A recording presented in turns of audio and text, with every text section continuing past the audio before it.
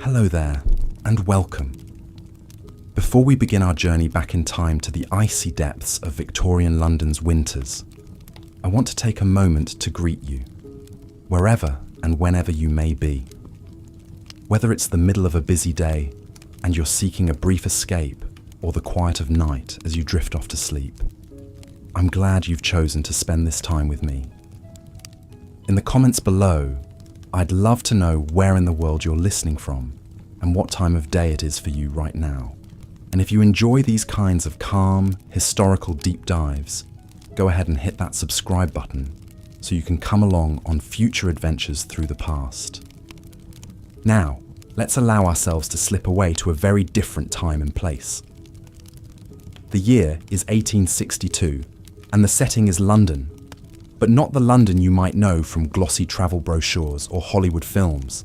No, this is a London deep in the clutches of winter, a season that could be both enchanting and utterly unforgiving in equal measure. Imagine, if you will, that you're standing on a cobblestone street corner as the light fades from a leaden January sky. All around you, the city's edges have softened, blurred by a dense, bone-chilling fog that seems to seep into every crevice. Gas lamps flicker weakly in the gloom, their warmth a feeble defense against the penetrating cold. In the distance, the wail of a train whistle echoes mournfully, as if lamenting the bitter season that has settled over the great metropolis like a shroud. Pulling your woolen coat tighter, you set off down the street, your footsteps echoing hollowly off the icy stones. Ahead of you, hunched figures scurry past, their faces obscured by scarves and high collars, their breath pluming in the frigid air. It's a forbidding scene, one that hints at the hardships and perils that winter routinely inflicted upon the Victorian city's inhabitants, rich and poor alike. But the season held strange wonders too, glittering pleasures amidst the privation. Gingerbread stalls and frost fairs, skating parties on frozen ponds, the hush of new-fallen snow muffling the city's clamour. Even in the depths of winter, life went on in London, though it demanded a special kind of resilience from those who called it home.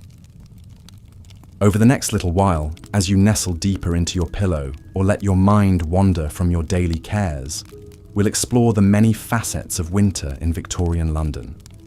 From the depths of the Little Ice Age, to the delights of the last great Thames Frost Fair, from the plight of shivering street urchins to the frozen obsessions of the city's elite, we'll trace the season's icy tendrils as they wound through every strata of society.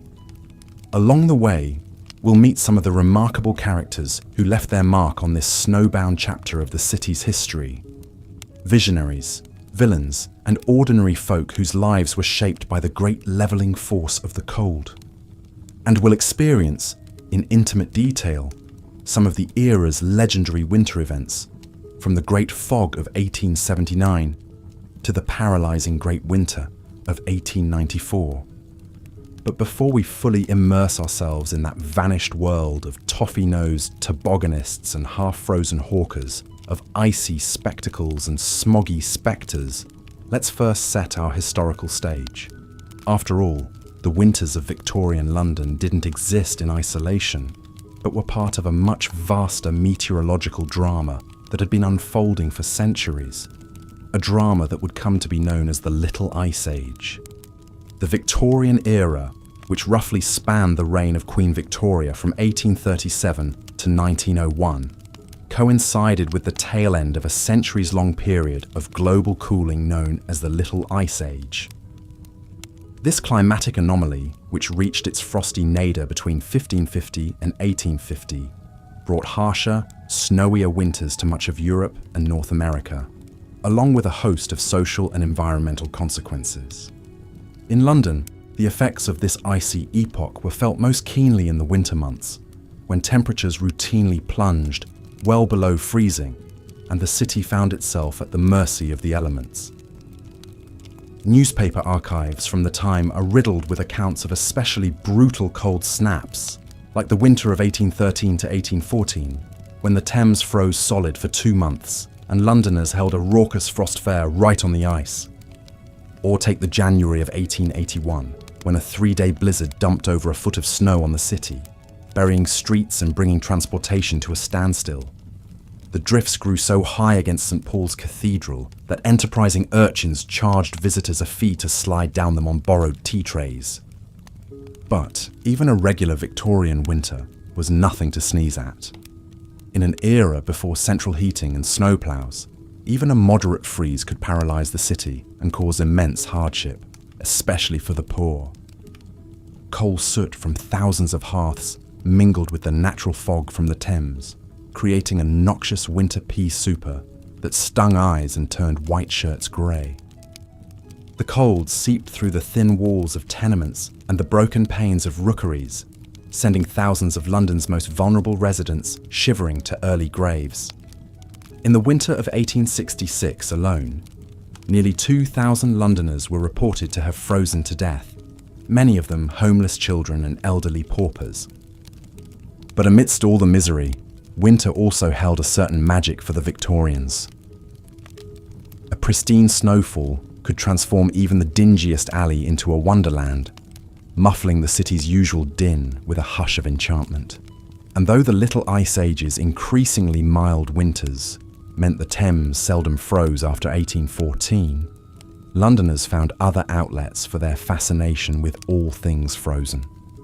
At exclusive winter fetes, society ladies shivered delightedly in indoor ice grottos and sipped chilled claret beside intricately carved ice statues. Enterprising importers began shipping in huge blocks of ice from the fjords of Norway, kicking off a veritable cold rush as the city's elite clamoured for exotic ices and chilled delicacies.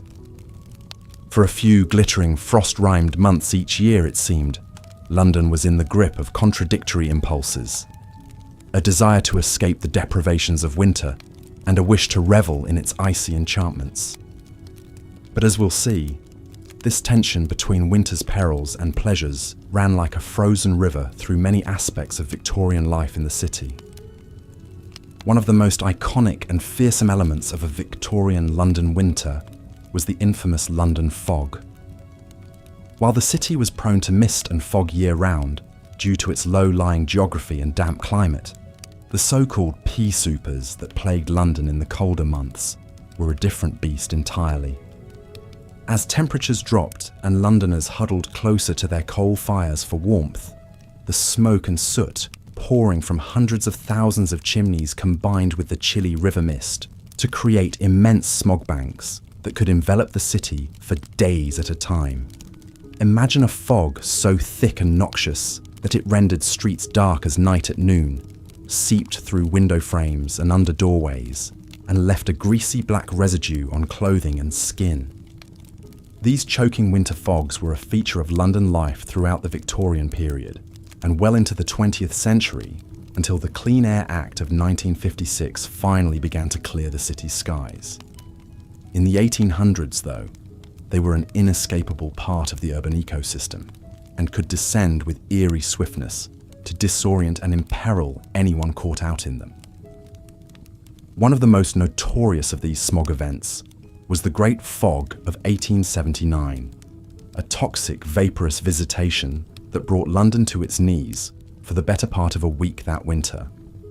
Overnight, the miasma swallowed the city's landmarks and rendered travel all but impossible, leading to a rash of accidents as pedestrians and horses blundered sightlessly into the murk. The Times of London reported omnibuses and carriages veering wildly off course, their drivers unable to see more than a few feet ahead.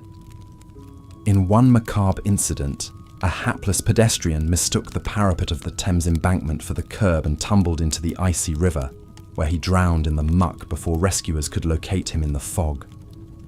As the days dragged on and the smog refused to lift, the city took on a post-apocalyptic pall.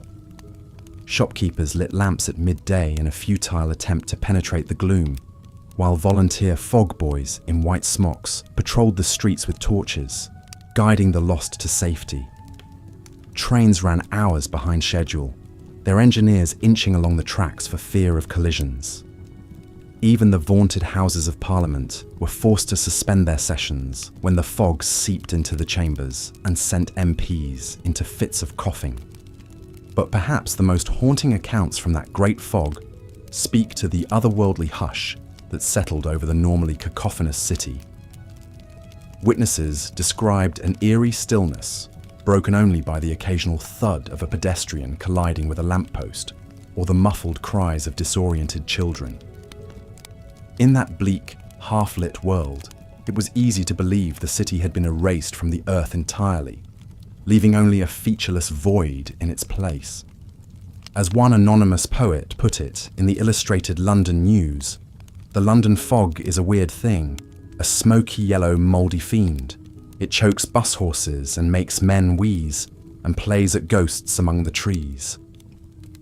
Eventually, of course, the Great Fog of '79 did lift, along with the hundreds of other London particulars that shrouded the Victorian city in winter. But they left their spectral mark on the city's psyche and lore. Even today, a proper pea souper remains one of the defining images of historical London, a phantasmal presence seeping through countless novels, films, and Sherlock Holmes adaptations. In a strange way, the London fog became a perverse point of pride for Victorians, a homegrown hazard that set their city apart as it rose to unprecedented heights of global power and influence. If Paris was the city of light and Venice, the floating city, then London, for better or worse, was the city of fog, an imperial engine forever half concealed in its own hazy exhaust. But the pea soupers weren't the only way winter put its stamp on Victorian London. The season also brought with it a beloved pastime that seems almost unthinkable to modern sensibilities: the holding of great parties and commercial fairs right on the frozen surface of the River Thames. The so-called Thames Frost Fairs were a tradition dating back to at least the 15th century, when Londoners took advantage of the river's tendency to freeze over in particularly harsh winters. During the Little Ice Age, when the Thames turned to ice more frequently and reliably, the Frost Fairs grew into grand citywide celebrations that could last for weeks on end. For Londoners rich and poor, the frozen river became a glittering playground, a place to see and be seen, while partaking in all manner of chilly amusements. At their height in the 17th and 18th centuries, the fairs boasted a dizzying array of diversions, from ox roasts and beer stalls to puppet shows and nine-pin alleys. Enterprising printers even set up portable presses right on the ice, churning out keepsake tickets and poems for revellers to commemorate the occasion. One of the last and greatest of these frost fairs took place in the winter of 1813-14, during the same cold snap that saw Napoleon's army decimated in its retreat from Moscow. For 4 solid weeks, the Thames was transformed into a boisterous winter carnival, complete with a main thoroughfare dubbed the City Road that stretched all the way from London Bridge to Blackfriars. Among the many marvels on display at the 1814 fair was a parading elephant led across the river by its keeper, though no one is quite sure what became of the unfortunate pachyderm after the ice began to thaw. There were also donkey rides, sledding tracks, and even a few enterprising pickpockets who took advantage of the festive crowds to ply their trade. But the undisputed highlight of the fair was the drinking. Dozens of temporary fuddling tents and gin palaces sprang up on the ice, serving up steaming grog and chilled spirits to legions of thirsty patrons. It was said you could get so thoroughly soused at one of these frozen pubs that you might pass out on a bench and wake up days later, after the ice had melted, bobbing along on your erstwhile bar stool.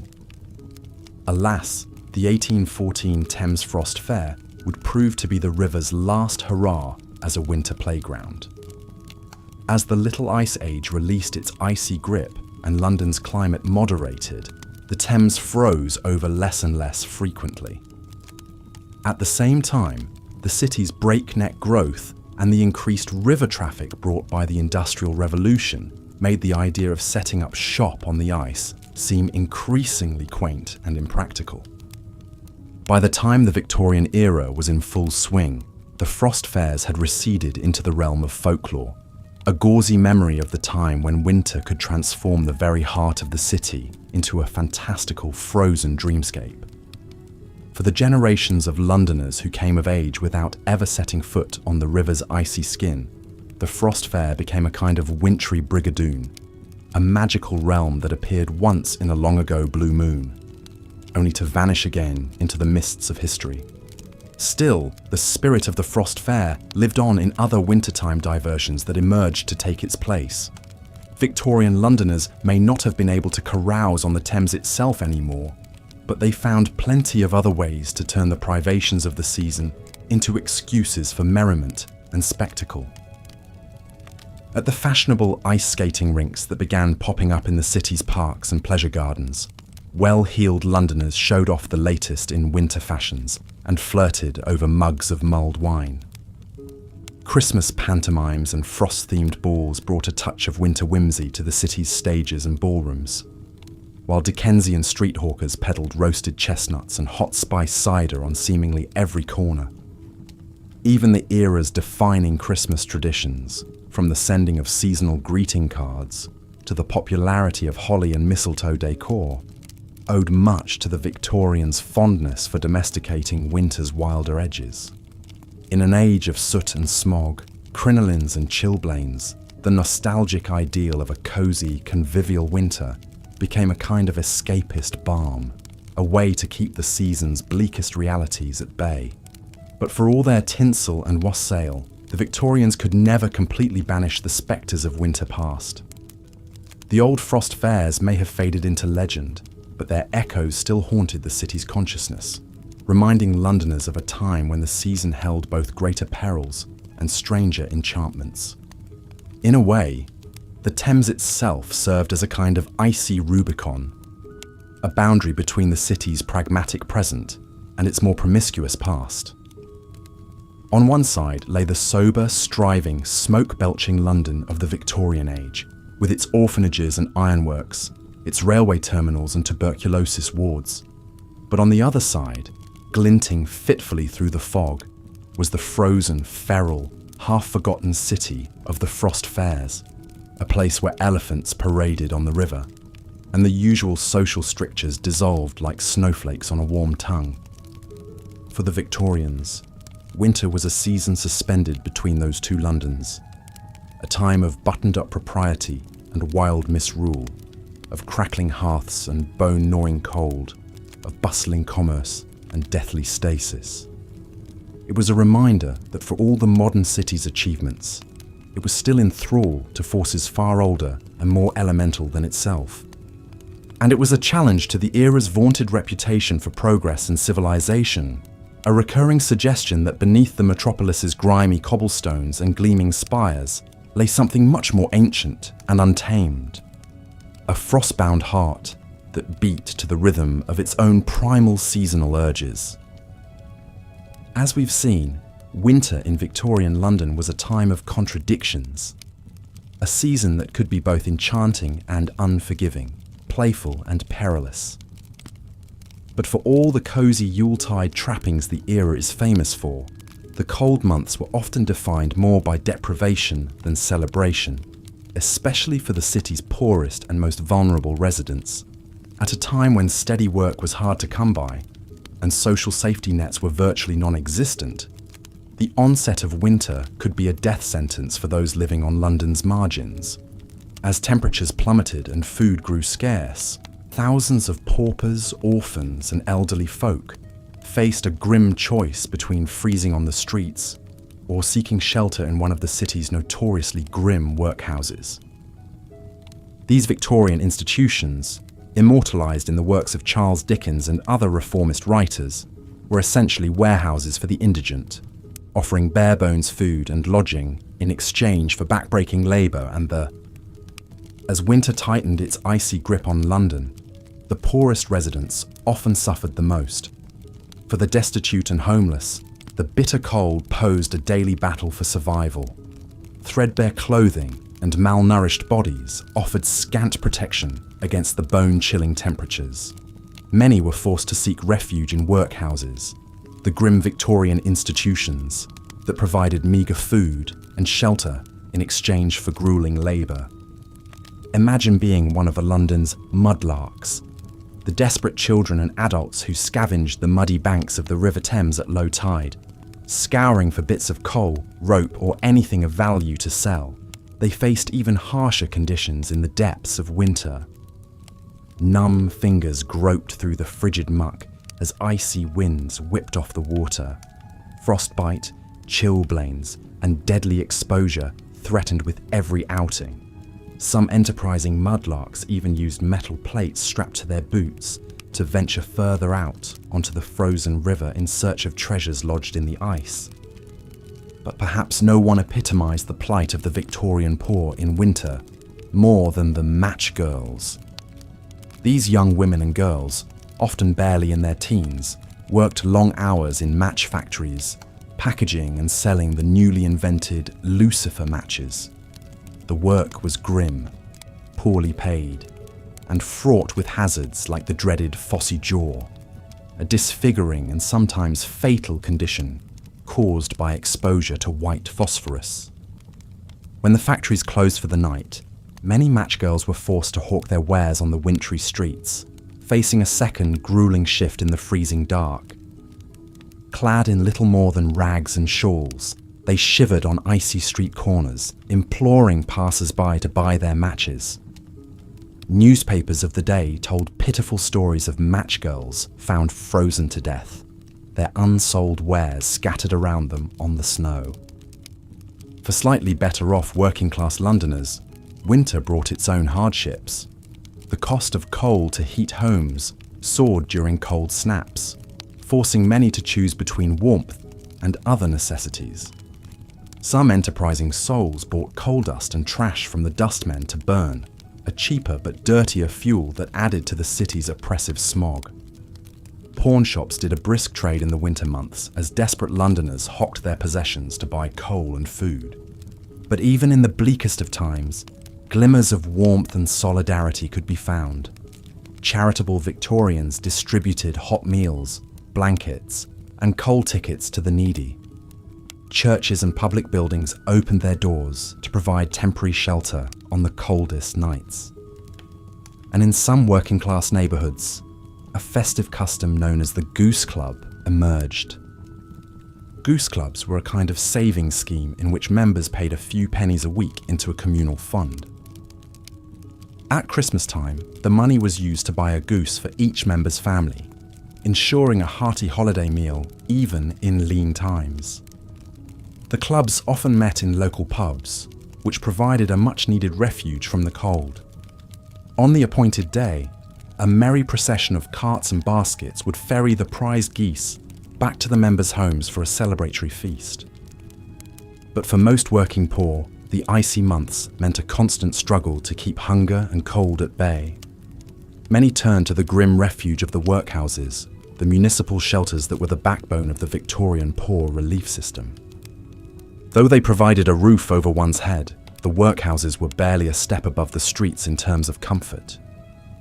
Spartan dormitories were often unheated, with thin blankets and straw-filled sacks for bedding. Meagre portions of gruel and bread did little to fuel the long hours of manual labour required of the inmates. And the sexes were strictly segregated, meaning couples and families were separated once they passed through the forbidding gates. For many, the workhouse was a last resort, a place to go only when all other options had been exhausted. Yet even in these grim surroundings, small comforts could still be found. A hot cup of tea ladled out in the morning, a rare bit of meat in the dinner stew, a shared blanket huddled around with a fellow inmate, and for a lucky few, the warmth of human connection could be found amidst the cold stone walls, whether in the form of a kind word from a sympathetic matron or the camaraderie of shared suffering. As the winter wore on and the workhouses filled to bursting, many Londoners began to question the harsh realities of Victorian poverty. Social reformers like Charles Dickens and Henry Mayhew cast a light on the appalling conditions in which so many of their fellow citizens lived and worked. The match girls' plight in particular captured the public imagination, sparking a movement for better working conditions and pay. Slowly but surely, attitudes began to change. Charitable organizations sprang up to provide food, clothing, and shelter to the destitute. New laws were passed to regulate working hours and conditions in factories and workhouses, and a growing middle class began to see the alleviation of poverty as a moral imperative, not just a matter of public order. But change was slow in coming, and for many Victorians, the icy grip of winter poverty remained a brutal reality. Year after year, the cold descended on the city like a shroud, bringing with it a host of miseries for London's poorest residents. Yet even in the darkest of times, the spark of human resilience endured, fueled by small acts of kindness and solidarity amidst the frozen streets. As winter slowly loosened its grip and the first signs of spring appeared, Londoners looked to the thaw with a mix of relief and trepidation. For the poor, the arrival of warmer weather meant a respite from the daily battle against the cold, but it also brought new challenges. Seasonal work dried up, food prices rose, and the threat of disease loomed in the warming air. But for a brief moment, as the last of the snow melted away and the first green shoots appeared in the parks, the city seemed to breathe a collective sigh of relief. Children played in the mud, their cheeks ruddy with the promise of spring. Coats and scarves were shed, and faces turned hopefully towards the pale sun. In the grand houses of the West End, winter's end brought a flurry of social activity as the season began. Debutantes donned frothy gowns for their coming-out balls, and gentlemen sported daffodils in their buttonholes as they rode in the park. The ponderous wheels of society began to turn once more, spinning a glittering web of parties, dances, and intrigues. But for the poor, the arrival of spring was a more muted affair. In the slums and rookeries of the East End, the thaw revealed a winter's worth of accumulated filth and debris. Mudlarks and ragpickers plied their trade in the muck, hoping to eke out a few more pennies before the summer heat set in. Matchgirls and costermongers hawked their wares in the streets, their voices rising above the din of the awakening city. Slowly but surely, London shook off the last vestiges of winter's chill. In the parks and public gardens, hardy crocuses and snowdrops gave way to a riot of spring blooms. The great glass palaces of Kew Gardens and the Crystal Palace sparkled in the strengthening sun, their exotic plants a riot of colour and scent. And on the Thames, the first pleasure boats of the season chugged merrily down the river, their decks crowded with day trippers eager for a glimpse of the bustling metropolis. But even as the city thawed and life returned to its streets, the memory of winter's hardships lingered. For London's poor, the icy months had been a time of suffering and deprivation, a brutal reminder of the vast inequalities that divided the city. And for the wealthy and comfortable, the sight of shivering matchgirls and huddled paupers was a troubling spectre, a ghostly reminder of the human cost of their privileged existence. As the last of the snow melted away and the river mists dispersed, Londoners looked to the future with a mix of hope and uncertainty. The great social and economic forces that had shaped the Victorian era were still at work, churning beneath the surface of the city like the gears of a vast machine. But as the 19th century drew to a close, there was a sense that change was in the air, that the old ways of doing things were giving way to something new and uncharted. For now, though, the rhythms of life resumed their familiar patterns. In the grand houses of Mayfair and Belgravia, the season reached its glittering zenith with the Derby and Royal Ascot. In the tenements and rookeries of the East End, the poor continued their daily struggle for survival, buoyed by small acts of kindness and solidarity. And in the halls of power, the great men of the age plotted and schemed, their ambitions and rivalries shaping the course of an empire. And so the city rolled on, a vast, teeming metropolis of smoke and stone, of wealth and squalor, of hope and despair. A city where the extremes of the human condition played out in every street and alleyway, where the boundaries between rich and poor, high and low, were etched in frost and soot. As the Victorian era drew to a close, London stood on the brink of a new century, a new age of promise and peril. But for now, the city basked in the warmth of spring. The icy grip of winter finally loosened. And in the streets and parks, in the grand houses and humble hovels, Londoners went about their lives, their faces turned towards the future, their hearts full of hope and fear, of sorrow and joy. As the icy grip of winter slowly loosened and spring's warmth began to return, Londoners cautiously emerged from their frost-bound hibernation. The great snowdrifts that had paralyzed the city for weeks gradually melted away, transforming into rivulets that flowed through the streets and sewers. Icicles dripped from eaves and awnings, their incessant patter a soothing lullaby heralding the change of seasons. But even as the frozen landscape thawed, the memories of that brutal winter lingered in the minds of all who had endured it. The grand snowball fight in Trafalgar Square, with its towering fortifications and mock battles, would be forever etched in London lore. Children would recall with glee the snow armies that had taken over the streets, waging friendly wars with snowballs and sleds. For the bands of icebound barges that had huddled together on the frozen canal, their camaraderie in the face of adversity would not soon be forgotten. The tale of the frost-bound flotilla, with its impromptu parties and shared rations, would be retold in dockside pubs and around hearths for years to come, a testament to the resilience and spirit of the city's working class. Even the wealthy West End would remember the winter of 1894 to 95 with a certain fondness. The lavish frost-themed balls, with their ice sculptures and shimmering decor, had been a glittering distraction from the biting cold outside. Ladies had swanned about in gowns of silver and white, while gentlemen cut dashing figures on the dance floor in their tailcoats and top hats. For a fleeting moment, the icy world beyond the ballroom doors had been forgotten, lost in a whirl of music and champagne. But as the last of the snow melted away and the great thaw began in earnest, Londoners couldn't help but breathe a sigh of relief. The perils and privations of winter were finally coming to an end. No more treacherous icy streets to navigate. No more frozen pipes and dwindling coal stores. The great London fog, which had seemed to choke the very life from the city during the dark winter months, began to dissipate, allowing the watery sunlight to filter through at last.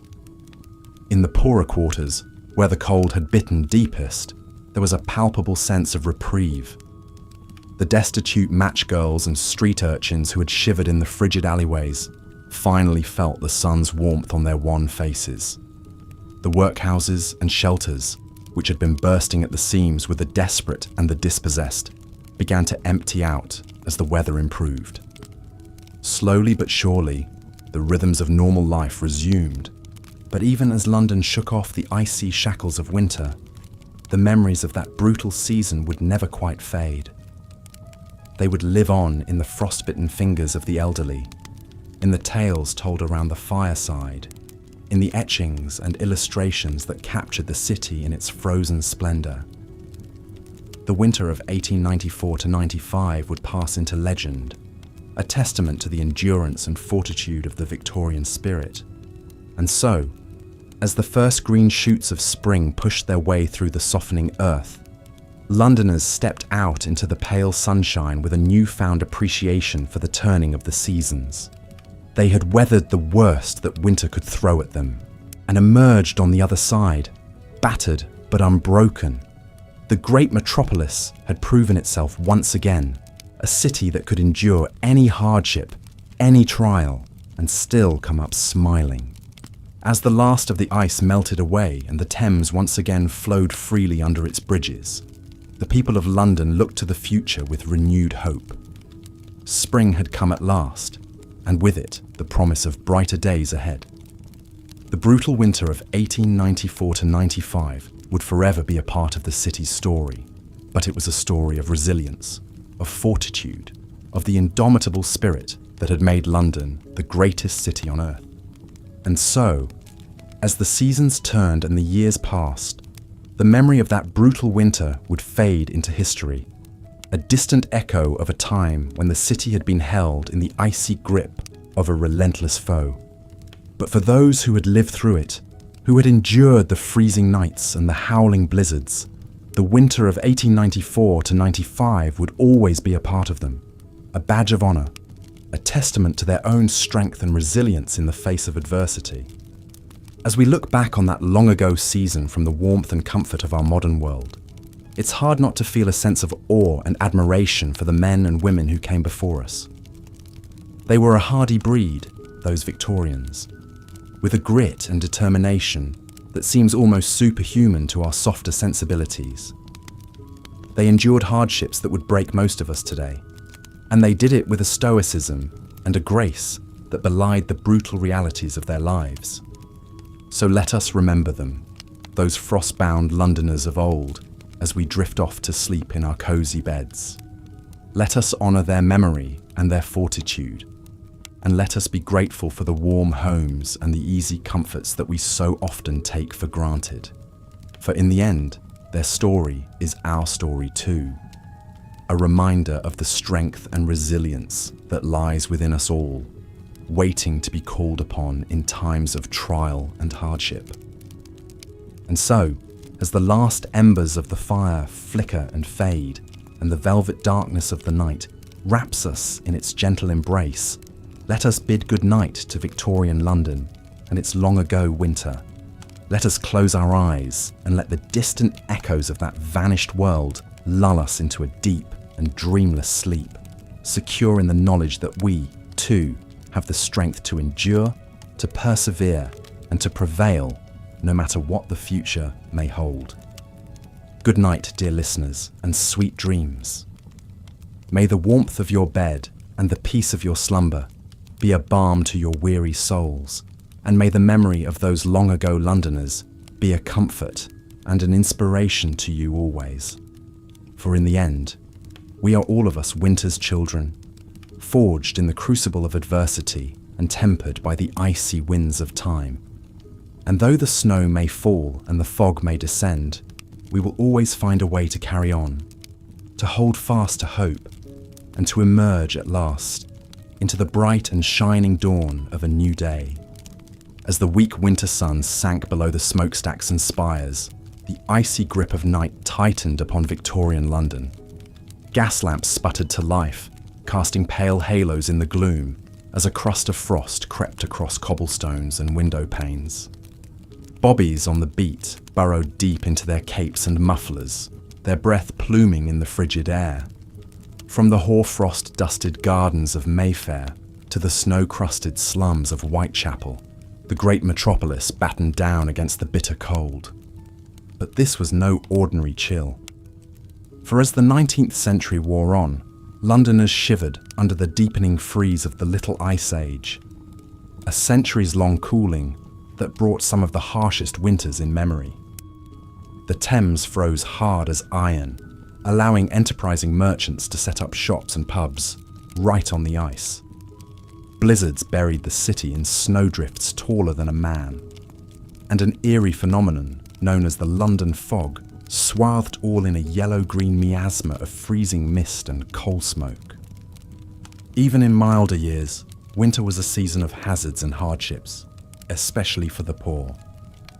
Ragged street urchins risked frostbite and chilblains hawking matches and chestnuts. Labourers toiled in the bone-chilling damp of the docks and the dust-choked cold of the brickyards. And in the wretched squalor of the East End slums, entire families huddled in windowless rooms, burning scraps and furniture for a pitiful wisp of warmth. But for those with means, winter also brought its peculiar pleasures. The well-to-do promenaded in furs and velvets on the frozen Serpentine, leaving servants to build crackling bonfires on the bank. At the Crystal Palace, skaters in bright woolens twirled to the music of an orchestra on a rink made from 3 acres of artificial ice. And at frost fairs on the frozen Thames, Londoners gawked at jugglers and dancing bears, then stopped for a warming tot of gin served in a glass made of pure ice. Even the fashionable set had its winter novelties, from ostrich muffs to ermine-trimmed pelisses. In the 1850s, the plucky Lady Frances Harberton scandalised society by wearing bloomers to go ice skating.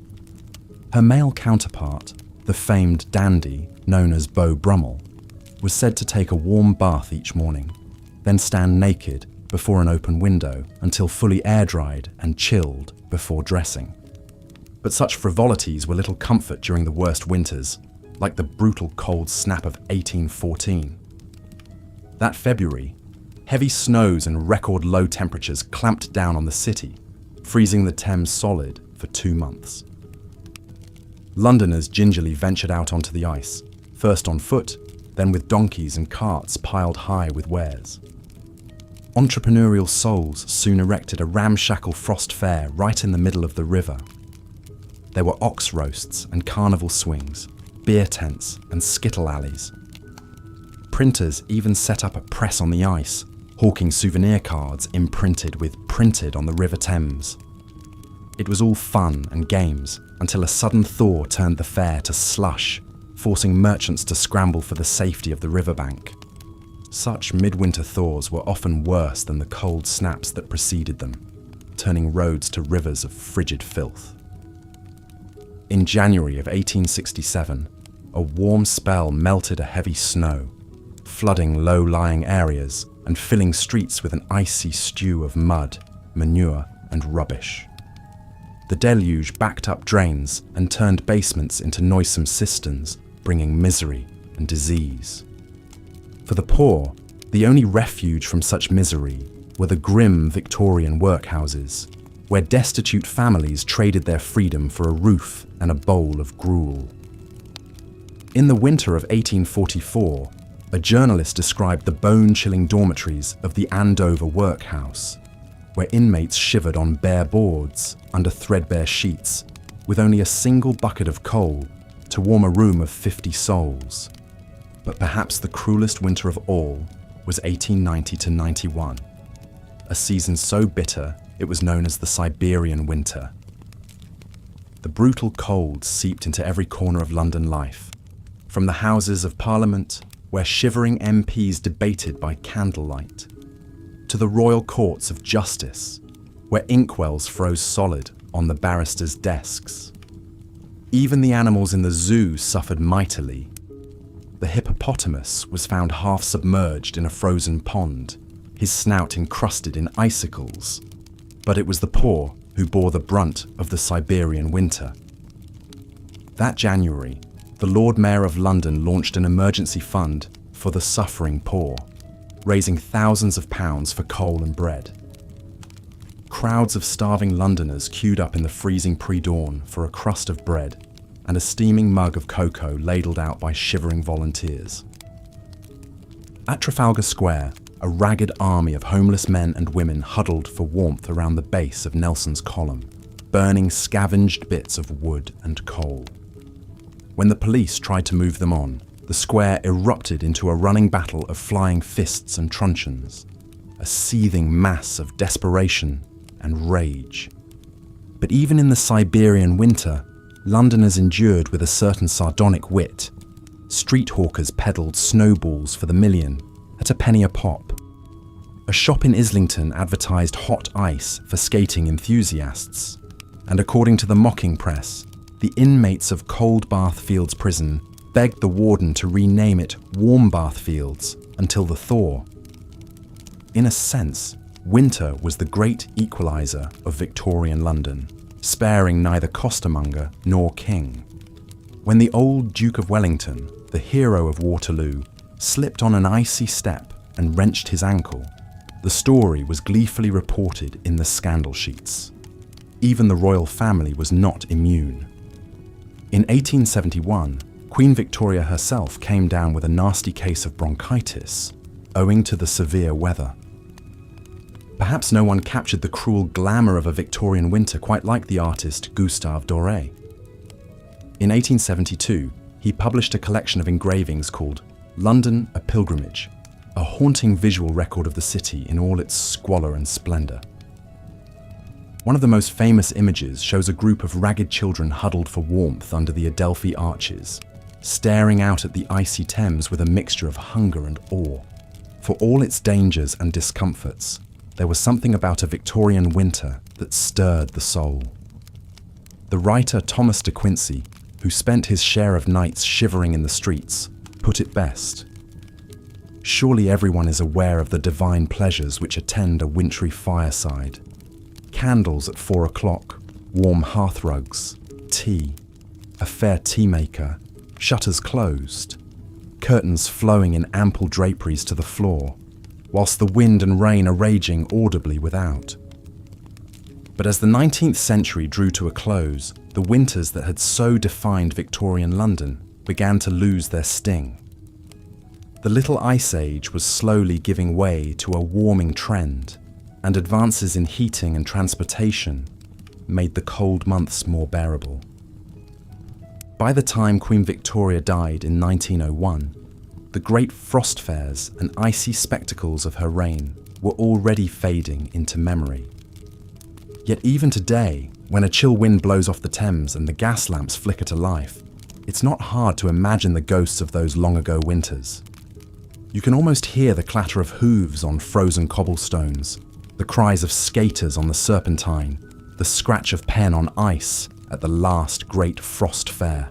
For a moment, the romance and misery of a Victorian winter live again, a reminder of a time when the very seasons were both friend and foe, a force to be reckoned with and endured.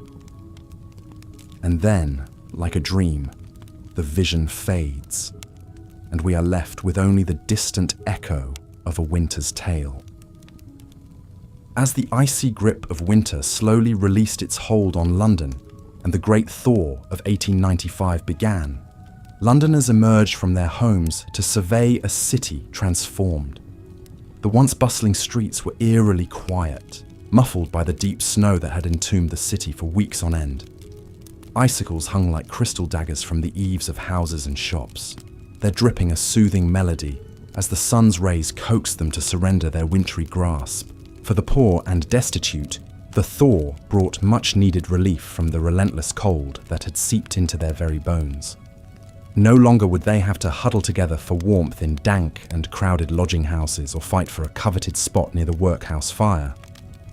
The ragged match girls could finally feel their fingers again as they struck their wares, their tiny flares of light and warmth a beacon of hope in the gloom.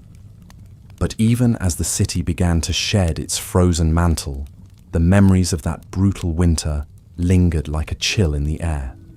For those who had endured the great frost, it was a season that would never be forgotten. The tales of icebound barges and impromptu snowball fights would be passed down through generations, a testament to the resilience and spirit of the Victorian people in the face of nature's fury. As London slowly returned to life, the icicles melting away and the snow turning to muddy slush beneath the feet of its citizens, it was hard to imagine that just a short time ago, the city had been held in the icy grip of one of the worst winters on record. But the memories of that time would linger long after the last snowflake had melted away. For the wealthy and the privileged, the thaw brought a return to the glittering social whirl that marked the London season. The great houses of Mayfair and Belgravia would once again throw open their doors for lavish balls and soirees, their crystal chandeliers casting a warm glow on the fashionable throng below. But even amid the gaiety and the glamour, there was a palpable sense of relief that the worst of the winter was over. For the great ice magnates like Carlo Gatti, the thaw brought a bittersweet end to a season of booming business.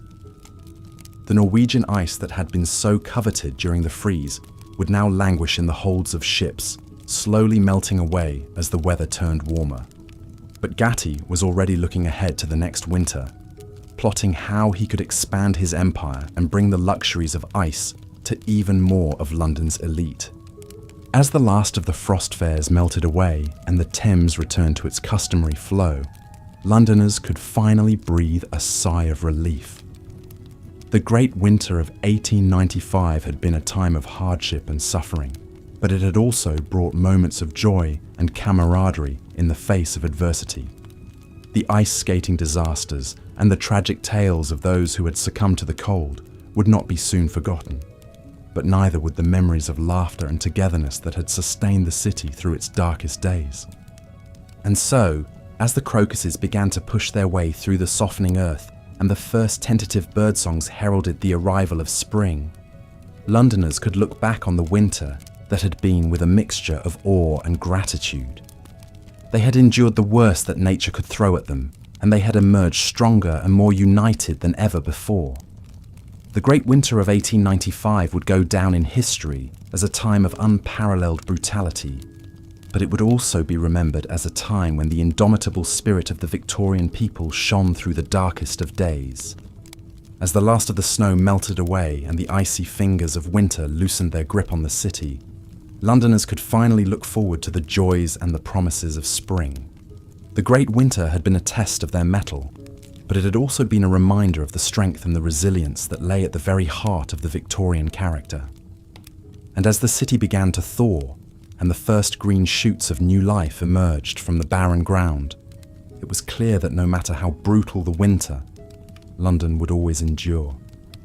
For generations to come, the stories of the Great Frost would be told and retold, passed down from parent to child, as a testament to the fortitude and the courage of those who had lived through it. The old would remember the hardships and the privations, while the young would marvel at the tales of ice-bound rivers and impromptu frost fairs. But for all who heard the stories, the message was clear, that even in the darkest and coldest of times, the human spirit could never be extinguished. As the last of the winter's chill faded away and the sun began to warm the streets of London once more, the city could look back on the season that had been with a sense of pride and accomplishment. They had endured the worst that nature could throw at them, and they had emerged victorious. The scars of the Great Frost would linger, but so too would the memories of the laughter, the camaraderie, and the unwavering spirit that had seen them through. And so, as the great thaw of 1895 gave way to the promise of a new spring, Londoners could finally put the brutal winter behind them and look forward to the joys and the challenges of the seasons to come. The ice had melted, but the memories would endure, a testament to the strength, the resilience, and the unbreakable spirit of the Victorian people. Years later, a gentleman in his dotage would pen his memoirs of that winter from the comfort of his warm study, his words painting a vivid picture of a time long past. "It was a season of unparalleled hardship," he wrote, "a time when the very heavens seemed to conspire against us. But it was also a time of great courage and fortitude, a time when the true character of our people shone through the bleakest of circumstances. We endured, as we always have, and as we always will. For that is the true strength of the British people, a strength that no winter, no matter how brutal, can ever hope to conquer." And with those words, the story of the Great Winter of 1895 passed into legend, a tale of hardship and triumph, of suffering and resilience, that would endure long after the last of the Victorians had passed into memory. It was a story that would remind generations to come of the indomitable spirit that had built an empire, a spirit that could weather any storm and emerge stronger and more united than ever before. As the old man laid down his pen and gazed out at the blooming gardens beyond his window, he knew that the winter of '95 would never be forgotten. It would live on in the tales told by the fireside, in the faded photographs and the yellowed news clippings that chronicled a season of unparalleled brutality. But more than that, it would live on in the hearts and the minds of all those who had endured it, a testament to the strength, the courage, and the unwavering spirit of a people who had stared down the worst that nature could throw at them and emerged victorious.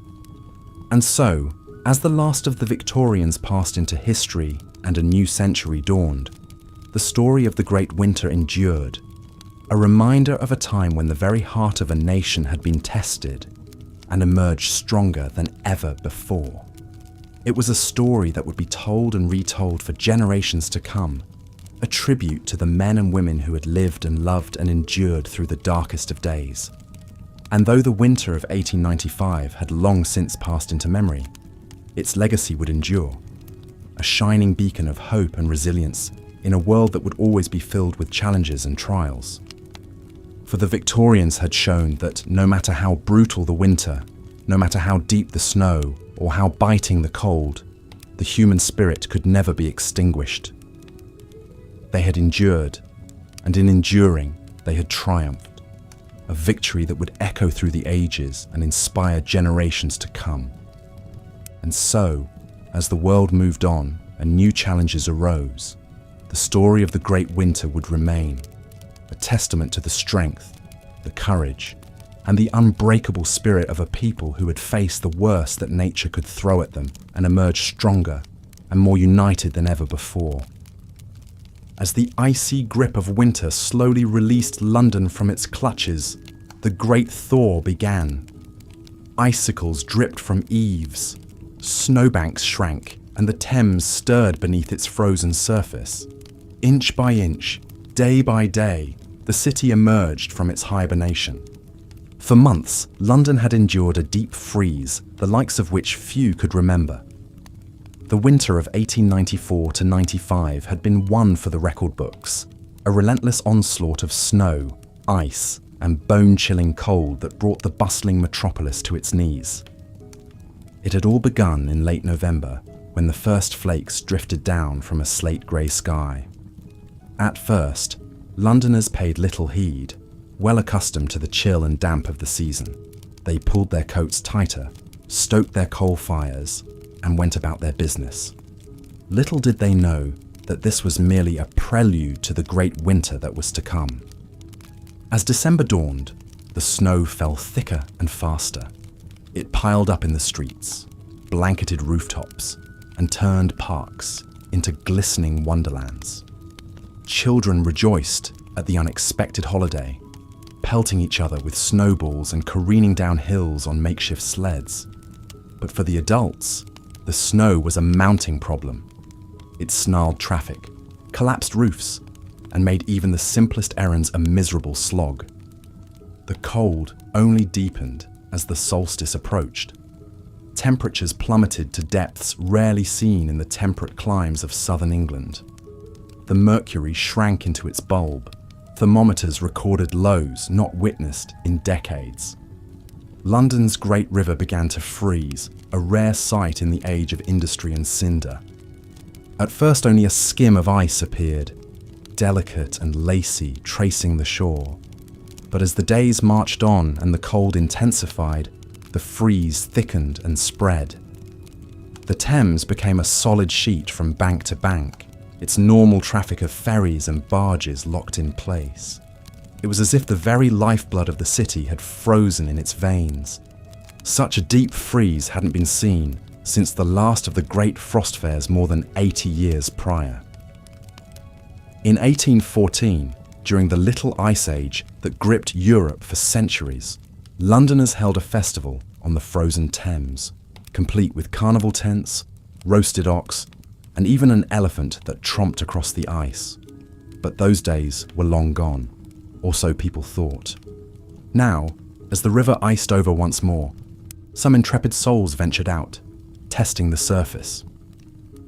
A few skated, others strolled arm in arm, marveling at the strange sensation of walking on water. Enterprising vendors even set up stalls, hawking meat pies, roasted chestnuts, and hot gin. For a moment, it seemed the glory days of the frost fairs might live again. But this was no pleasure garden. The ice, while thick, was not the smooth expanse of yore. It buckled and cracked, a treacherous landscape riven with fissures. The foolhardy who ventured too far risked plunging into the frigid depths. Even on solid ground, danger lurked. Londoners slipped on slick cobblestones, broke bones on icy stairs, and suffered the nip of frostbite if they lingered outside too long. As brutal as it was for all, the poor suffered most. While the wealthy retreated to the warmth of their drawing rooms with blazing hearths and heavy rugs, London's underclass shivered in garrets and huddled in doorways. Coal was dear and wood scarce in the city. The destitute resorted to burning rubbish, old shoes, anything to ward off the killing cold. In the East End slums, entire families crowded into a single bed for warmth, fighting for every scrap of threadbare blanket. Ragged children haunted the streets, their bare feet wrapped in scraps of burlap, their pinched faces blue with cold as they begged for coppers or combed icy gutters for bits of cinder to sell. For these poorest of the poor, winter wasn't just an inconvenience, it was a fight for survival. Even those with a roof over their heads and a fire in the grate struggled mightily.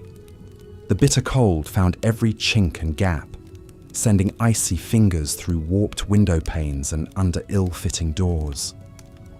Pipes froze, leaving entire buildings without water. Washerwomen's hands cracked and bled as they plunged them into icy tubs. Ink froze in wells, milk froze in pails, and bread seemed to turn to stone on the sideboard. The cold even shaped fashion. The shivering masses swaddled themselves in layers of wool and flannel, topping it all with heavy greatcoats, fur-lined cloaks, and stout boots. Ladies donned gloves to hide chilblain-reddened hands and buried their faces in thick mufflers. Gentlemen sported beaver hats, woolen mufflers, and high-collared coats. Even the dandies of Piccadilly resigned themselves to sensible attire in the face of the freeze.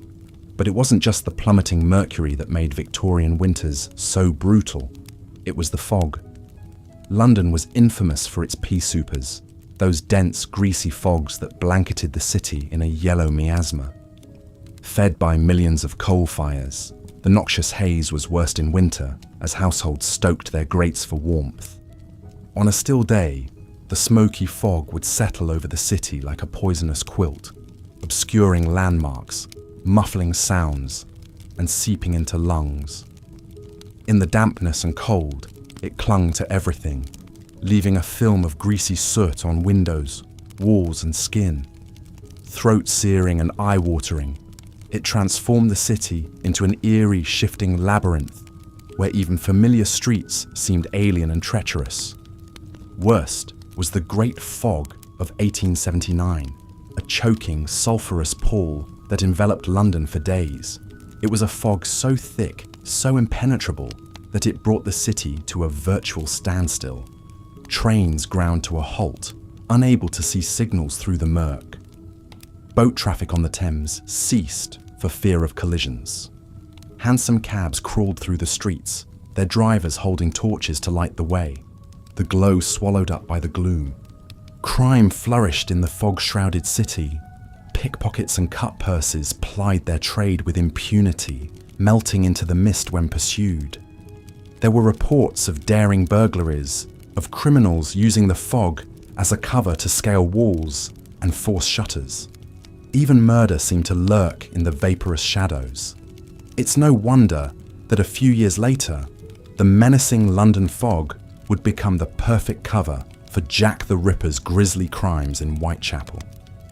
But despite the cold, the damp, and the dark, life went on. Londoners faced winter with a certain stoicism, a grit and perseverance forged over centuries of harsh climes. They pulled on an extra sweater, huddled a bit closer around the hearth, and carried on with the business of living. There were even some who found joy in the bleakness of winter. Children delighted in the rare treat of a snowball fight, or a frosted window pane to trace pictures upon. Sweethearts strolled arm in arm, cheeks pinked by the cold, breaths mingling in the frosty air. And on those rare occasions when the fog lifted and the sun shone, the city sparkled like a diamond under a sheen of ice. For the well-to-do, winter brought its own delights. The fashionable set flocked to the frozen ponds of Hyde Park to show off their skating prowess, gliding and pirouetting in the latest winter fashions. Exclusive balls and soirees featured ice sculptures, frost-themed decorations, and chilled champagne. A new craze for Norwegian ice, imported at great expense, saw elaborate ice desserts become the talk of high society. One enterprising Italian immigrant, Carlo Gatti, even built an empire on ice. He imported great blocks of the purest frozen water from the Norwegian fjords, storing it in deep cellars insulated with straw. From this chilly treasure trove, he supplied London's elite with ice for their drinks, their sorbets, and their elegant table displays. It was a luxurious taste of winter in the heart of the city. But such pleasures were fleeting, and for most, winter remained a trial to be endured. The icy months seemed to stretch on interminably, each day a battle against the cold, the damp, and the dark. It seeped into bones. It settled into souls. It tested the limits of human fortitude. And yet, London endured, as it always had, through the long winters of the Little Ice Age. Through the icy grip of the Victorian era, the city and its people persevered. They adapted, they innovated, they found small comforts and simple joys to light the darkest days. And when at last the thaw came, as it always did, it was like a great exhalation. The ice cracked and groaned, the snow melted into rivulets, and the fog slowly dissipated. Londoners emerged blinking into the wan spring sunlight, pale and hollow-cheeked, but alive. They had weathered another winter, and the city stirred back to life around them. In the end, perhaps that was the greatest lesson of a Victorian London winter, the indomitable resilience of the human spirit. In the face of bitter cold, biting hunger, and ceaseless dark, Londoners endured. They survived, and when spring came, they picked themselves up, dusted off the soot, and carried on, a little wiser, a little warier, but unbroken. It's a lesson we could all learn from, we who face our own winters, both literal and metaphorical. The icy grip may seem eternal, the fog impenetrable, the cold unendurable, but spring always comes. The thaw always arrives, and we, like those Londoners of old, will emerge, chilled and changed perhaps, but alive and ready to greet the sun once more. The bitter cold reached deep into the bones of all who ventured out, seeping through threadbare shawls and worn woolen coats, numbing fingers and toes. For London's poor, winter brought a special dread, a season of gnawing hunger, aching joints, and struggling to keep scant coal fires lit against the creeping chill. Imagine the plight of Polly, a young East End matchgirl hawking her meagre wares on the windy streets. With numb, cracked hands, she holds out the little matchboxes, pleading with the distracted passers-by, her voice nearly lost in the freezing gusts. Like many of the city's poorest, she had little choice but to keep working through the harshest conditions, knowing that an empty stomach and a night on the frozen cobbles awaited her otherwise. For those with nowhere else to turn, the grim spectre of the workhouse loomed. These Spartan Victorian institutions offered the barest necessities in exchange for back-breaking labour, but in the depths of winter, even their thin gruel and rough blankets were preferable to the certain death of the streets. The frigid dormitories would swell with the city's destitute, a huddled mass grateful for even these meagre comforts against the biting cold. Yet even as the poor shivered, London's wealthy found ways to relish the novelties of deep winter. With the coming of the cold, the city's pleasure gardens and parks transformed into glittering wonderlands, crowded with skaters in bright scarves and mittens. Lavish balls and parties took on a frost-touched theme, with shimmering icicle decorations and powdered snow-white wigs, the height of fashionable seasonality. Most coveted of all were the exotic ices and gelatos of Carlo Gatti, an enterprising Swiss-Italian immigrant who had built a burgeoning refreshment empire. Gatti pioneered the importation of ice from the frozen fjords of Norway, hauled in great shipborne blocks to be stored in deep cellars near the Thames. His newfangled penny-lick ices, served in little glass cups, became a sensation among trend-hungry Londoners. Gatti's ingenuity would launch an international trade in ice, a cold rush that saw increasing tons of hard-frozen water hauled across oceans to satisfy the cravings of a sweltering public. Soon, carts laden with ice blocks trundling from the docks became a common sight in the warmer months, turning mere frozen water into a booming business.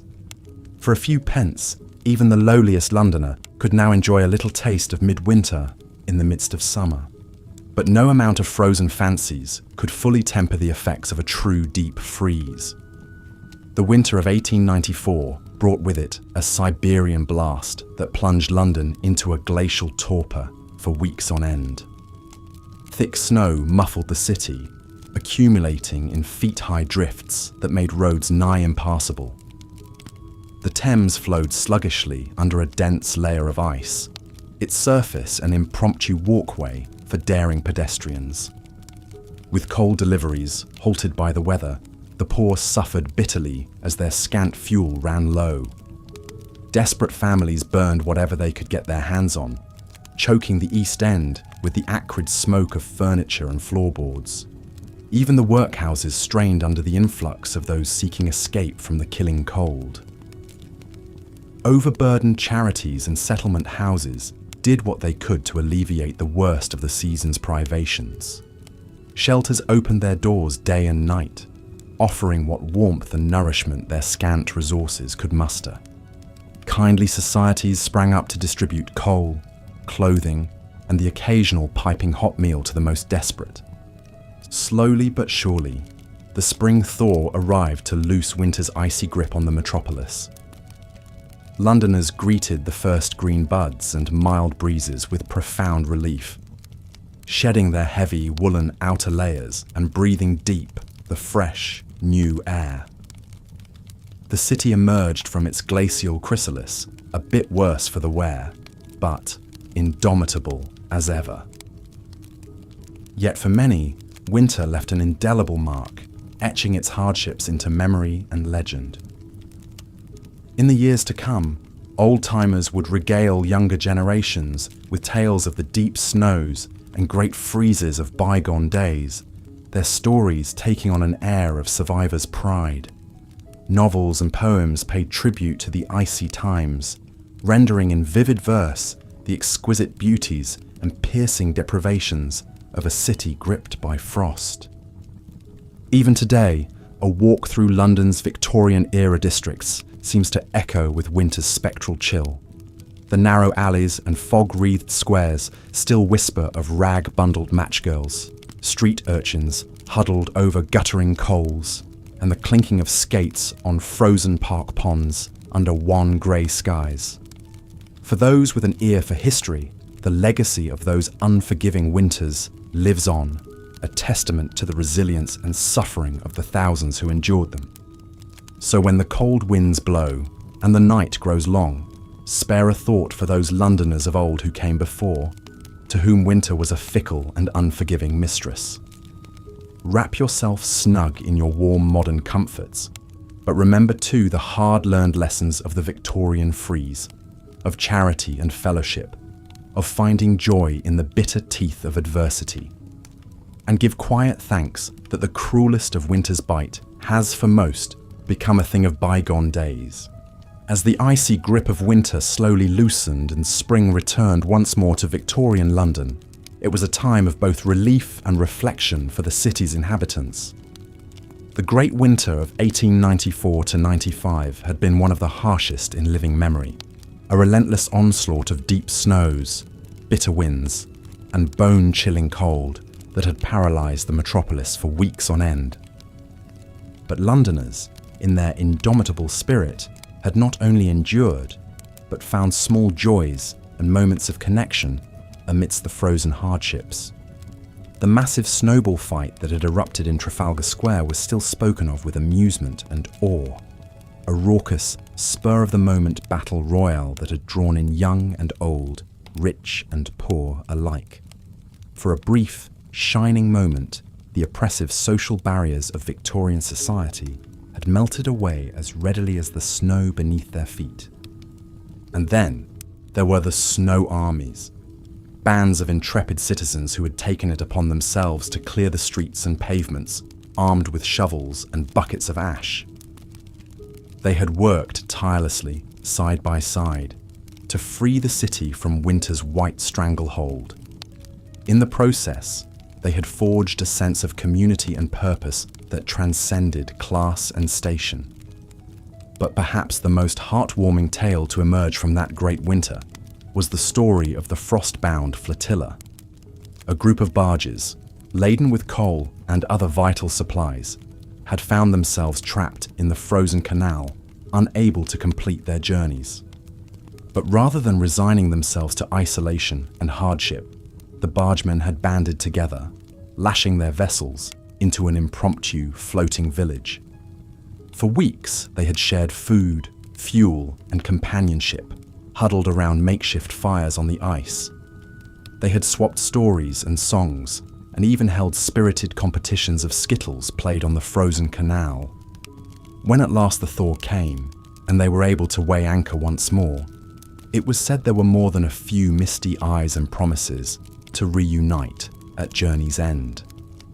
As the last of the snow and ice receded, and London began to bustle and thrive anew, the memories of that singular winter lingered. For some, it had been a time of unspeakable hardship, of hunger, cold, and loss. The city's poor, as ever, had borne the brunt of winter's cruelty, and many had not survived to see another spring. But for others, amidst the adversity, there had been glimmers of something else, of resilience, fellowship, and the unquenchable human spirit. The Thames frost fairs of winters past, with their raucous revelry and makeshift markets on the frozen river, were recalled with a certain wistful nostalgia. The old ways were fading, but perhaps something of their magic endured. In the years to come, the great winter would pass into legend, immortalized in penny dreadfuls and music hall songs. Artists would paint vivid scenes of the snowball fight in Trafalgar Square, and poets would pen odes to the bargeman's floating city. And Londoners would tell and retell the stories of that ferocious, unforgettable winter, embellishing the tales a little more with each passing decade. For such is the way of history and memory, the hard edges of truth smoothed and burnished by time, until what remains is a glittering tapestry of myth and meaning. And so it was with the winter tales of Victorian London, a reminder that even in the darkest and coldest of times, there is always light and warmth to be found in the unbreakable bonds of our shared humanity. As the last vestiges of frost finally released their hold on the city, and the first tentative blossoms began to appear in the parks and gardens, Londoners breathed a collective sigh of relief. Winter, with all its brutal beauty and savage deprivations, was at last receding into memory. The great winter had left its mark, but London, as ever, endured, scarred but unbroken, forever changed but eternally itself. In the soft spring sunlight, the city stretched and shook itself like a great beast awakening from hibernation. The clatter of hooves and wheels on cobblestones resumed its familiar rhythm, and the cries of costermongers and newsboys once again filled the air. London was coming back to life, shedding the shroud of winter like an old skin.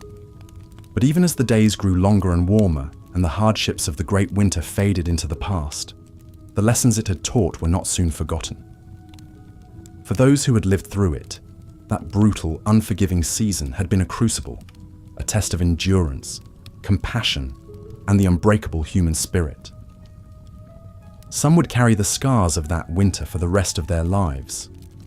the lingering ache of frostbitten fingers, the grief of loved ones lost to the cold. But they would also carry the memories of small kindnesses and shared struggles, of laughter and camaraderie in the face of adversity. And in the years to come, as London continued to grow and change, as horse-drawn carriages gave way to motorised vehicles and gas lamps to electric lights, those memories would become all the more precious. They would be passed down from parent to child, from grandparent to grandchild. Tales of a city that had faced the worst of winter's fury and emerged, not unscathed, but undefeated. For that, perhaps, was the true legacy of the Great Winter. Not the hardships endured or the losses suffered, but the resilience and unity it had forged.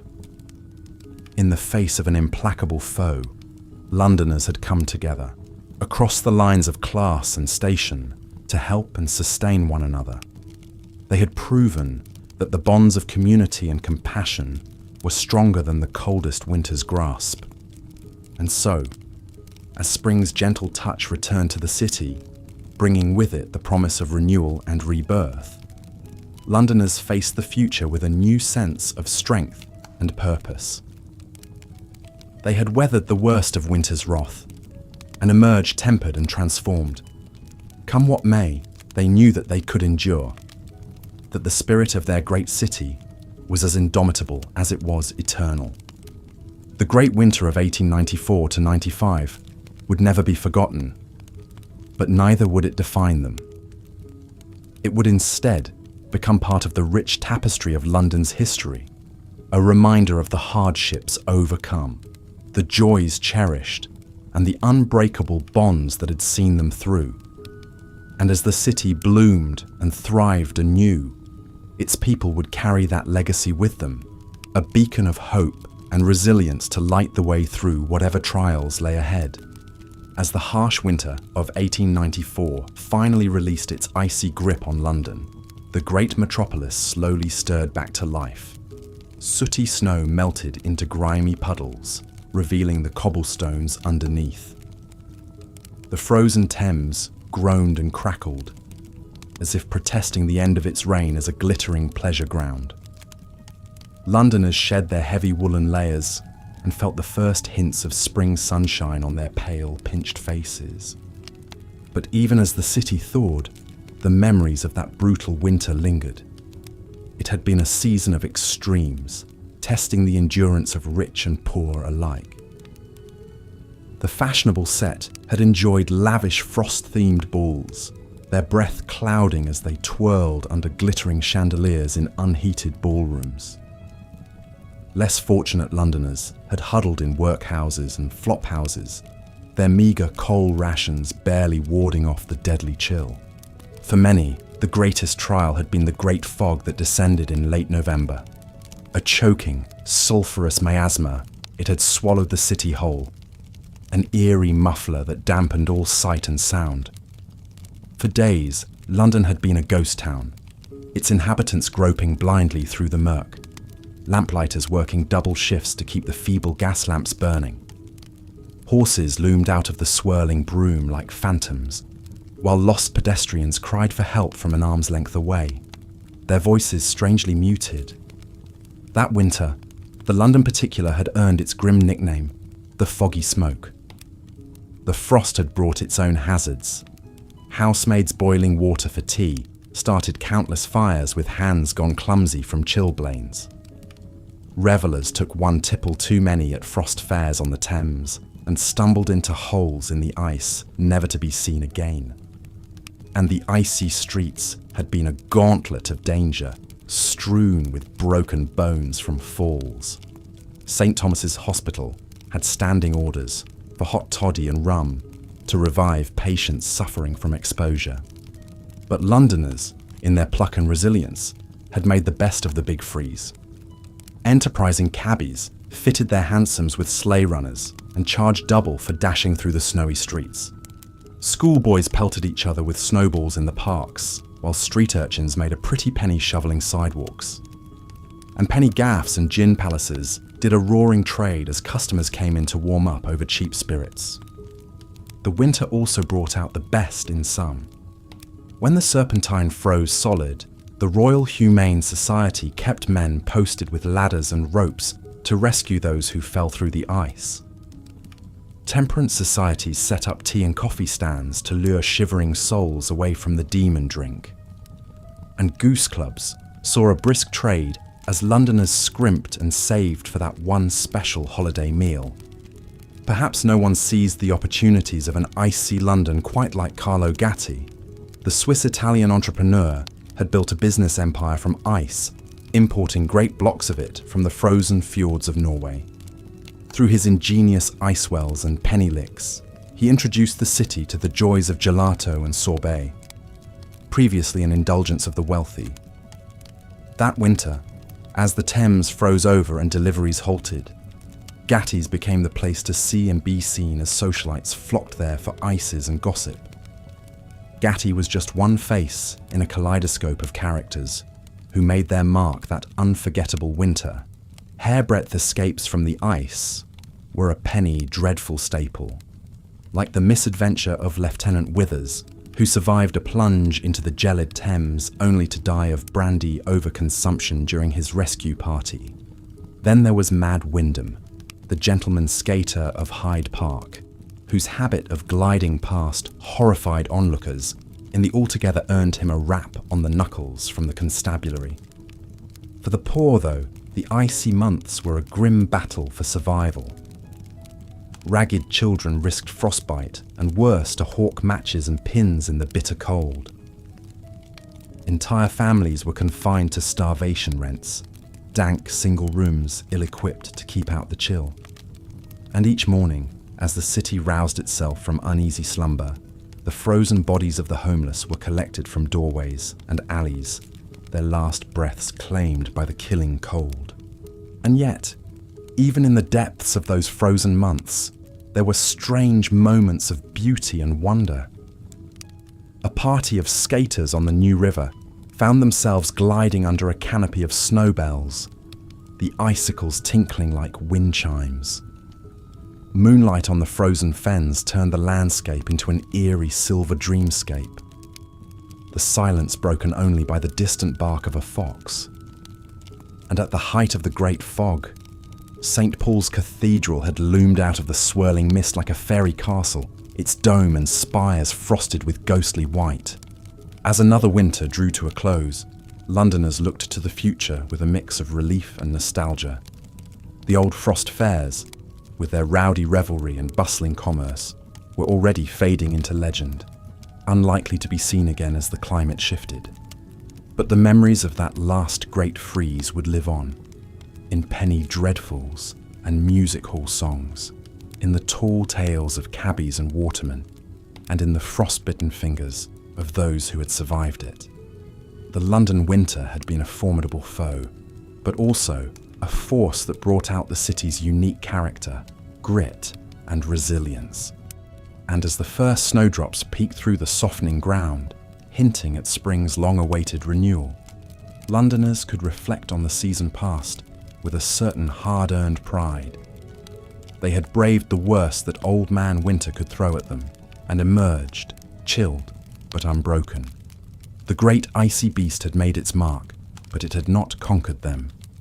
Life, in all its messy, exuberant glory, would go on, warmed by the hope that spring's eternal, even in the bleakest of winters. As the years passed, the stories of that frigid, foggy winter took on the rosy glow of nostalgia. Old-timers would gather in pubs to swap tales of the frozen Thames flotilla, or the daring exploits of the Southwark Snow Army. Children would beg for penny licks at Gatti's, eager to taste the exotic flavours that had once been the talk of London. And on bitter cold nights, the ghost stories would come out, tales of eerie figures glimpsed through the swirling fog, and skaters who glided on moonlit ice, never to return. But even as the memories faded and the city changed, the lessons of that winter endured. Londoners had learned the importance of coming together in times of trial, of finding small joys amidst great hardship. They had seen the best and worst of human nature laid bare by the unforgiving cold.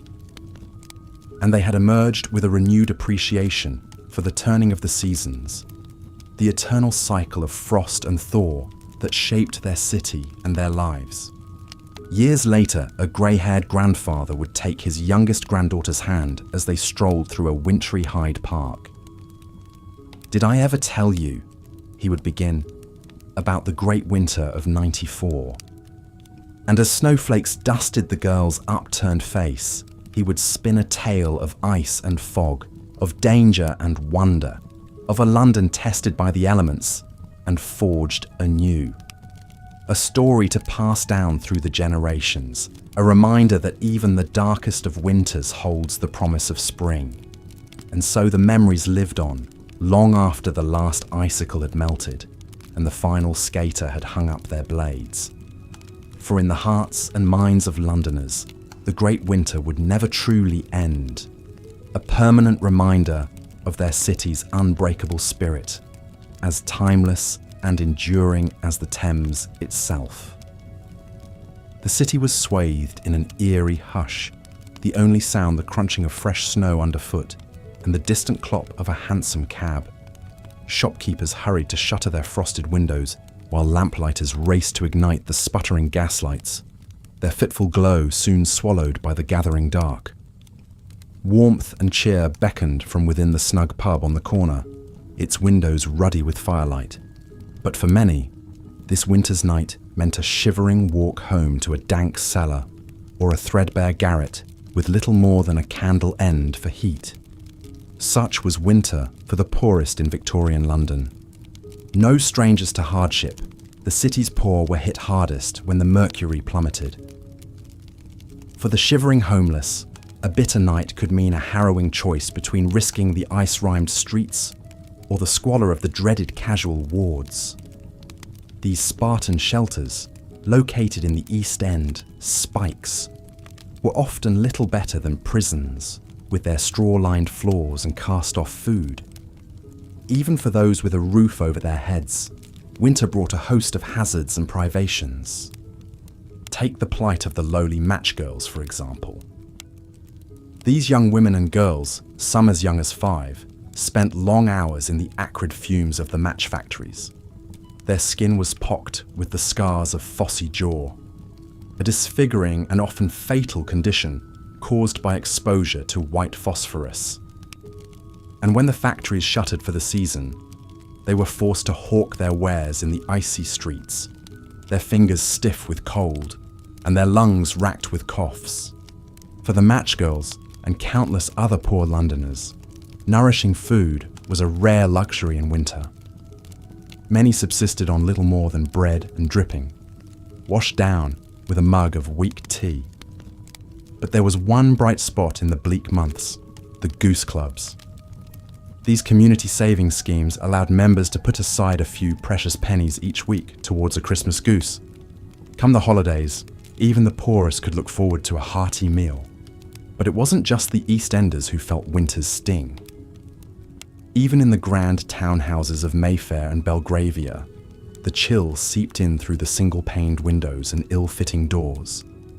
Servants rose before dawn to light the fires and heat water for washing, their breath misting in the frigid morning air. Chilblains were a common complaint, the skin on fingers and toes, red and itchy from exposure to the cold. The preferred treatment was an ointment made of turpentine and lard, applied liberally to the affected areas. But if the cold was inescapable, there were still some who managed to find joy in the icy months. For the well-to-do, winter brought its own set of pleasures, from sleighing in Hyde Park to gliding across the frozen Serpentine. Ice skating was a particular obsession, with Victorians of all classes eagerly taking to the ice at the first hint of a hard frost. Satirical cartoons of the time depict gentlemen in top hats and ladies in crinolines wobbling on their skates, while street urchins darted nimbly between them. One memorable winter day in 1867, the ice skating craze reached its tragic peak. The ornamental lake in London's Regent's Park had frozen over, and hundreds of skaters flocked to its mirror-like surface. But as the day wore on and more people ventured onto the ice, a sickening crack rang out. In an instant, the ice gave way, plunging scores of skaters into the frigid water. Chaos erupted as bystanders rushed to help, forming human chains to pull the survivors to safety. But for some, help came too late. When the grim tally was taken, 40 people had lost their lives, drowned in the icy depths on what was meant to be a day of fun and frivolity. But even such tragedies couldn't dampen the Victorian appetite for ice. In fact, a new craze for imported Norwegian ice was sweeping the city, sparking a kind of cold rush. Leading the charge was an enterprising Italian immigrant named Carlo Gatti. Gatti had the novel idea of shipping huge blocks of ice from the frozen fjords of Norway to the sweltering streets of London. There, he sold slabs of it to wealthy households for use in their newfangled refrigerators. He even opened a series of ice rooms where the public could marvel at great sculptures carved from the crystal-clear blocks. Gatti's Norwegian ice was a revelation for well-heeled Londoners who had grown accustomed to the grimy stuff harvested from stagnant ponds. Soon, no society ball or dinner party was complete without a glistening ice sculpture or a dish of exotic ices in flavors like pineapple and pomegranate. Gatti grew fabulously wealthy, his rise a testament to the enduring allure of ice in an age when refrigeration was still a novelty. But for most Londoners, the icy glamour of Gatti's sculptures was a world away from the grim reality of winter in the city. As the 19th century drew to a close, one of the worst winters on record descended on the capital. The winter of 1894 to 95 was a season of superlatives, the coldest, the snowiest, the longest in living memory. The Thames froze solid, with enterprising locals setting up impromptu football pitches on its glassy surface. In the East End, the dead piled up as paupers succumbed to cold and hunger, their bodies left to freeze in unheated garrets. But even in the depths of that cruel winter, glimmers of humanity shone through. When a fleet of coal barges became icebound on the Regent's Canal, the captains and their families faced a bleak Christmas marooned in the frozen wastes of Camden. But word of their plight spread, and soon Londoners were flocking to the canal's banks bearing gifts of food, clothing, and coal. For a few short days, the frost-bound flotilla became a floating village, with music and laughter ringing out across the ice. It was a brief respite from the hardships of that harsh winter, a reminder that even in the darkest of times, the warmth of human kindness could still burn bright. As the 19th century drew to a close, the winters that had held London in their icy grip for so long finally began to loosen.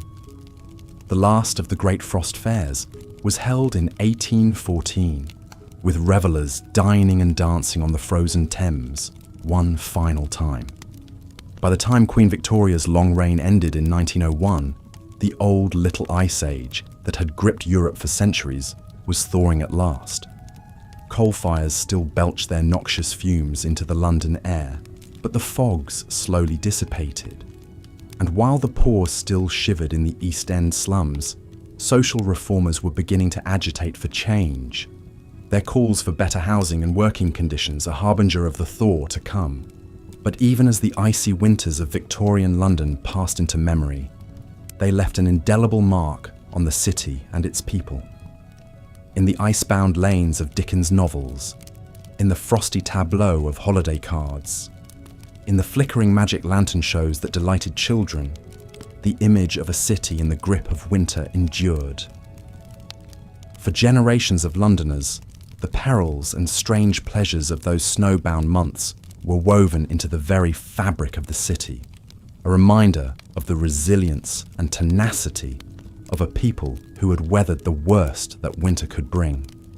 And as the last of the gas lamps guttered out and the city slowly thawed into spring, that unquenchable spirit burned on, a flame that even the coldest of winters could never extinguish.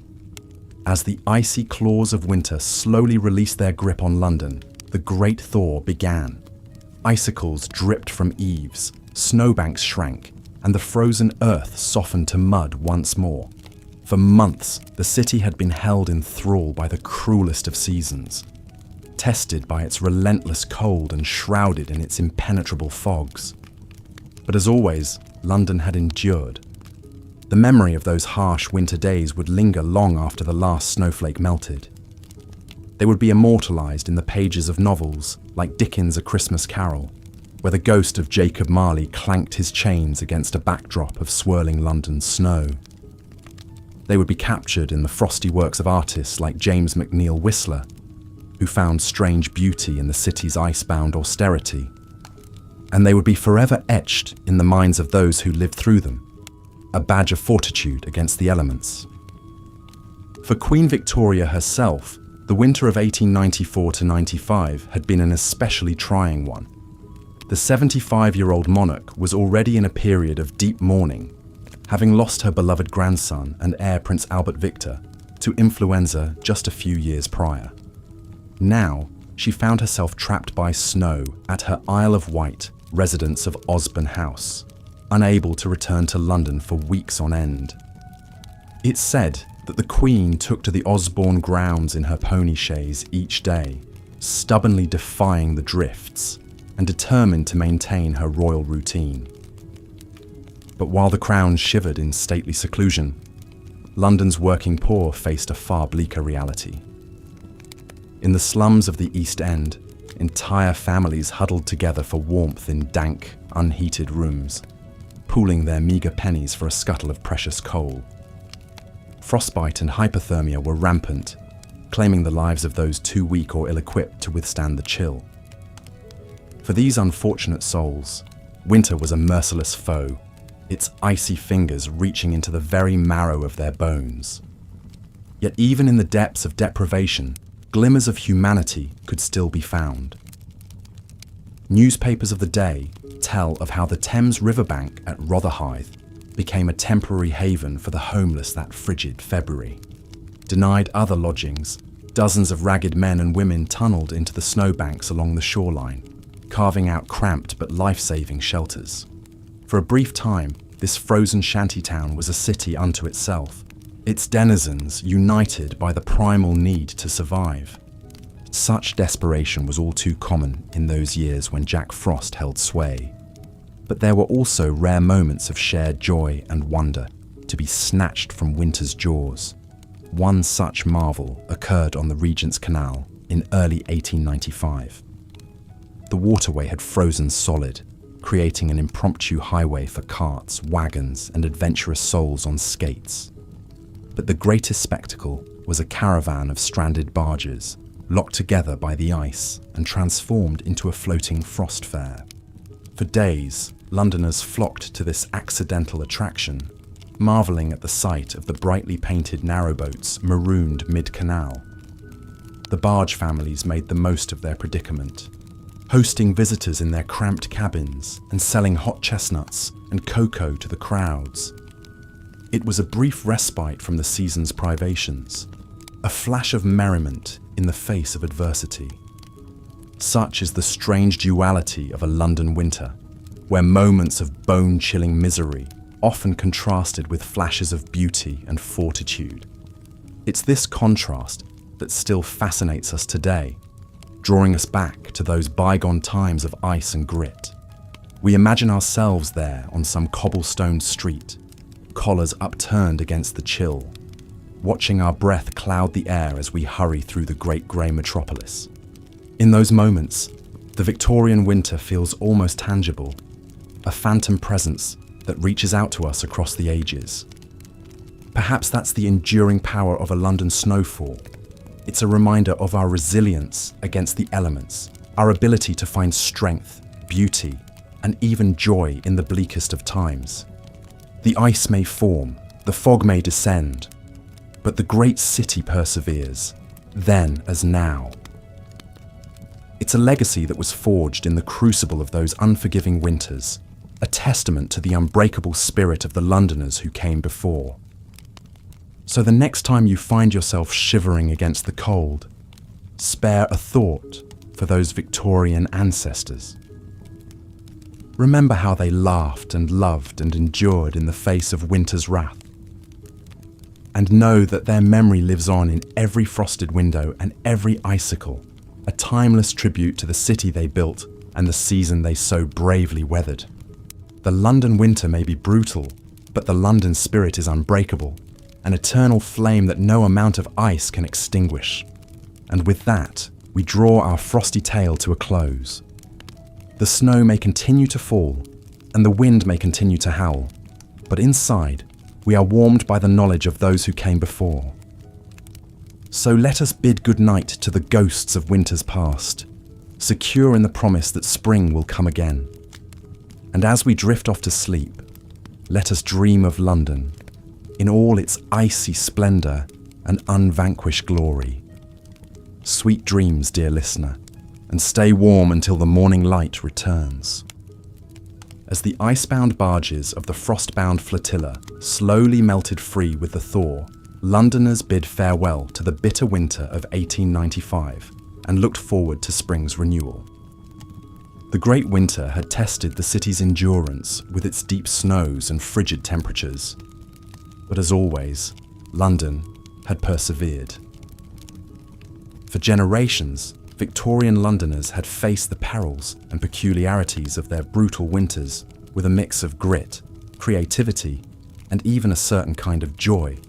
They had skated on the Thames during the great frost fairs, fought epic snowball battles in Trafalgar Square, and gone on Arctic expeditions right in their own backyard. They made sport of Jack Frost, even as they shivered in his icy grip. But there was no denying the hardships that winter brought, especially for London's poor and vulnerable. The elderly man found frozen to death on a park bench, the shivering match girl in her threadbare shawl, the huddled masses queuing outside the workhouse, desperate for a meal and a warm place to sleep. For them, winter was a season to be endured, not enjoyed. As the 19th century drew to a close, Londoners could look back on an era of winter wonders and winter horrors. The Little Ice Age had made their winters a time of both extraordinary beauty and extraordinary suffering. The last of the great Thames frost fairs was already